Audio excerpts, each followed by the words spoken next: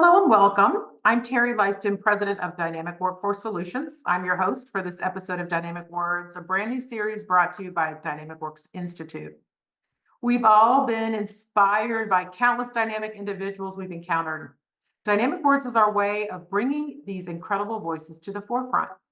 This podcast is more than just a series. It's a platform for thought leaders, change makers, and innovators to share a little bit about themselves, their career path, and their leadership style. Today, I'm thrilled you've decided to join us. And I'm excited to introduce Jerry Myers. Jerry's the president of In the Door down in Atlanta, Georgia. And his journey is a testament to the power of his word, which he chose, resilience. So resilience is today's dynamic word. I cannot wait for him to share his insights and experiences with us. So get ready to be inspired, challenged, and motivated as we uncover the power of words in leadership and in life. So let's just dive in. Hi, Jerry. Great to have you here. Hello, Terry. Great to see you. Yeah, I'm thrilled you decided to join us today representing this great state of Georgia. Um, it's wonderful to have you and to talk about your word. You said resilience jumped off the page. So before we get started with your word, tell me a little bit about your background and how you ended up where you are today as the president of In the Door. Sure. Well, first of all, Terry, once again, I want to thank you for this opportunity to be a part of this show today. Just a little bit about me. I guess the most important things: I'm a husband, I'm a father. As you would say, man of faith at the same extent, but also the president of In the Door. And in 2014, 2013, I had an opportunity to um, get a stretch assignment when I worked for DeVry University. That stretch assignment allowed me to take a part of community opportunities in which I became a part of the DeKalb County Rockdale Employer Committee. In DeKalb County and Rockdale County, more so on the east side of the Georgia market, in which I worked with the Department of Labor. At that time, as mentioned, I was in education at DeVry, and being a part of the employer committee gave me the opportunity to eventually become the chair after my second year.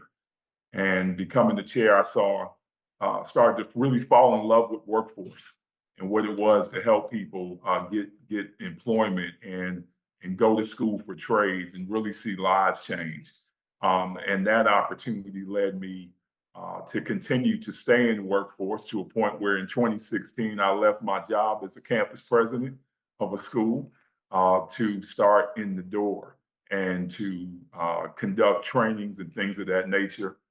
And those trainings led to me working with the Workforce Innovation Opportunity Act, which I found to be my passion. And today we we work in multiple states around, more so in the Southeast, but going national. But at the same extent, we're at a point where we have over 40 great staff members and are really making a positive change in the counties and the local areas that we're serving, helping people get back to work, helping people get the training that they need, and really giving people the options that they didn't know they had from a workforce perspective. And our team sees this as an economic development platform, and we're just proud to see the growth that we've had. Oh, that's fantastic. And, we all fell into this workforce world in one way, shape, or form and got bit by the bug. And now we're like passionate about it.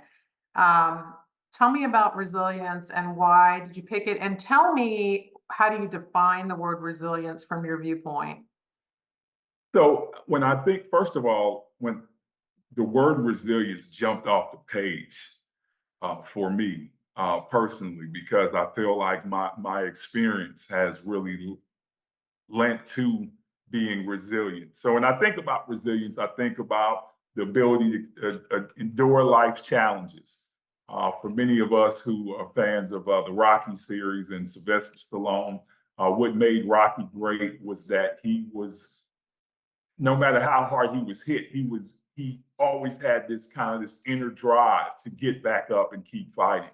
And that's what I see resilience as, really managing setbacks and hardships with grace and determination is what I see this resilience as. And for me, it's been a huge part of how where I am today, how In the Door has grown. It's all been because of really having resilience and not being willing to let no's be final no's. Yeah, fantastic. You use so many words when you define resilience. I think that's interesting. And I have a brother-in-law that's a huge Rocky fan. He happens to be CEO and president of a company as well. Get knocked down, get back up kind of mentality, not just with yourself, but with the customers we serve, right? That's right. So I'd love to know during your career path, whether it be academic on the education side or currently, when did you lean on resilience? Can you tell us a little story about how that, impacted your journey? Sure, sure, sure. Well, I had an opportunity to, as I mentioned, work for DeVry University, and unfortunately, I think I was laid off around 32 years old. So it was a very challenging time. At that time, I had my MBA, went to school. I thought I did all the right things, had my wife, kids, everything, the house with the picket fence, all that great stuff, right? But I was laid off, and it took me months to get back to work. And at that time, it was challenging for me because the time I was laid off, I was told I wasn't a strategic leader, which, looking back, maybe I had a few things to learn. I think I'm a lot more strategic today than I was at that age. But I faced significant financial challenges as a result of that job loss. Endured 9 months of really having to lean on faith to not go into depression. Um, and then when I returned back to work, I returned with a $20,000 pay cut.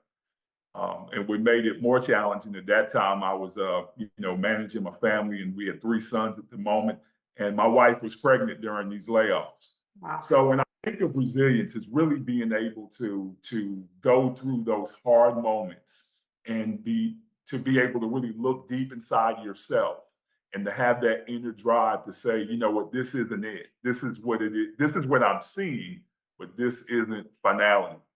I have to push through this. And for me at that time of my career, it was extremely stressful because you have those periods where as a husband or father, you may feel alone.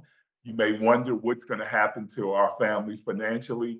But that 9 month period of time taught me, first of all, to be appreciative of good opportunities. When you have a good opportunity in front of you, take advantage of. Really dig deep to give it everything you have to learn and become better because if you can get past those hard periods, you can really make something great take place. So I look back at those times and look kind of where my life is today and where my family and where my career is at as a president of In the Door. It really makes me think, but those were scary moments. But at the same extent, it taught me that I had to look past what I saw at the moment. I had to dig deeper in what I was seeing.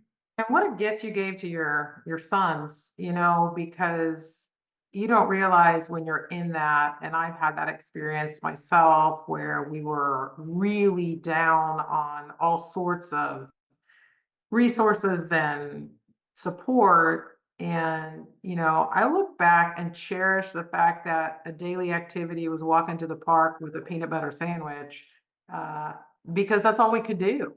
But I do think it flips your focus on what's really important.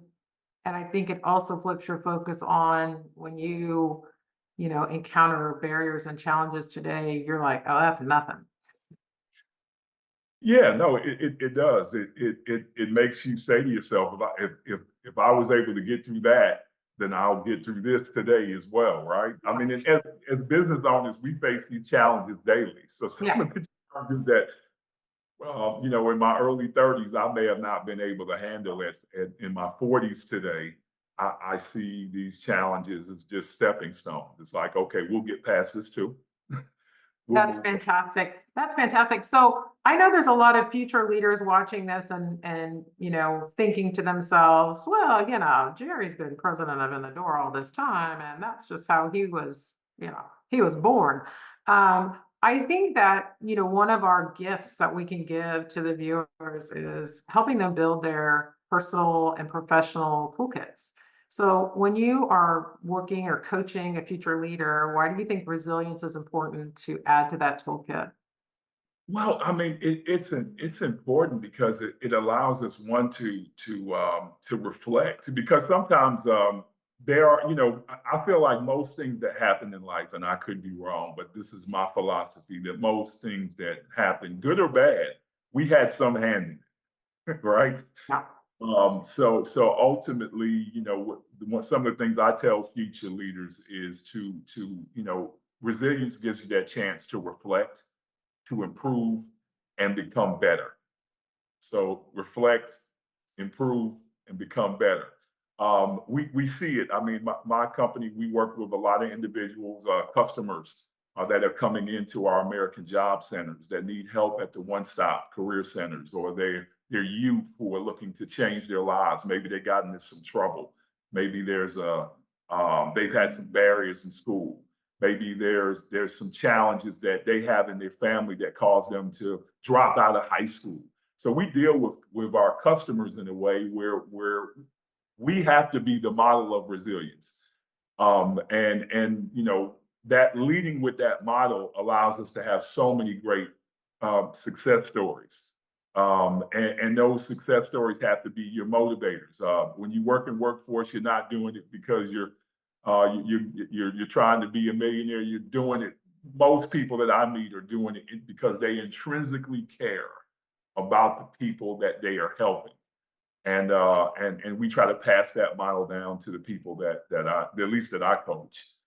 We pass that to as a company culture, and we pass it down from an aspect of knowing that the individuals that we are helping them to be more resilient for not just for themselves, but also for their kids, their wives, the people in their family that they may help out. We are helping them get to a point where they will become better, and that's all we can hope for. So I took a note for myself. My priority this week is to reflect, improve, and become better. What a great mantra. I think that sort of summarizes the resilience element of it. And I think it's very powerful when people take the moment to breathe and think about how they can bounce back, no matter the obstacle.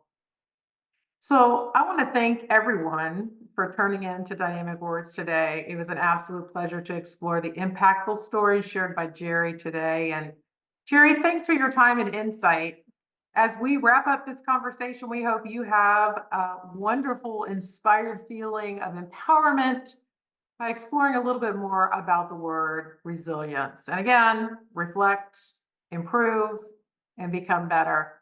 If you enjoyed today's episode, please share with your friends and colleagues who might find it just as inspiring. And don't forget to subscribe to the series for more compelling discussions with outstanding leaders.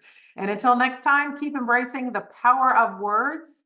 This is Terry Lyston with Dynamic Works Institute, signing off from Dynamic Words, saying stay dynamic and stay inspired.